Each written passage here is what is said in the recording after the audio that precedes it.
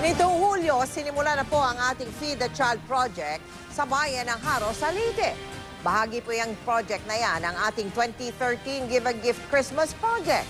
Ito po ang aming tugon sa pagtaas ng malnutrisyon doon matapos ang bagyong Yolanda. Kahit matapos sa isang buwan, tara, kamustahin natin ang mga batang kasali sa ating feeding project. Malayo pa lang, amoy na namin ang nakatatakam na samyo ng lutuin.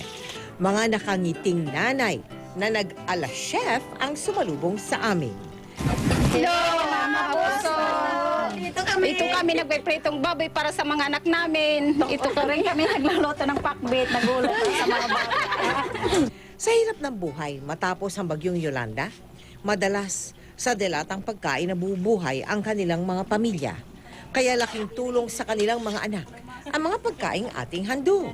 Masaya na nabigyan kami ng ganyan kasi yung mga anak namin na kakakain ba ng maayos, na may ulam. Matapos ang ilang pang minuto, yan, ready na ang ating pagkain. Kanin, pork chop at pakbet.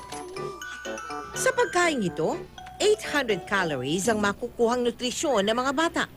Sapat para mabigyan sila ng sigla sa eskwela sa buong araw. Ay opo, napakalaki po ng pagbabagong nangyari. Yung mga bata, mas naging attentive po sila sa klase, mas naging participative pa po sila.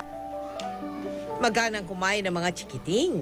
Ang kambal na anak ni Nelia na sina Dinzent at Denzel, mahigit 2 kilo na ang itinaas ng timbang matapos lang ng isang buwan. Nagtutulong-tulong kami mga magulang sa pagluluto. Masaya kami talaga dito sa feeding na ito na binigay ninyo sa amin. Tunay ngang ang pag-aaral ay mas masaya kung may laman ang sikmura.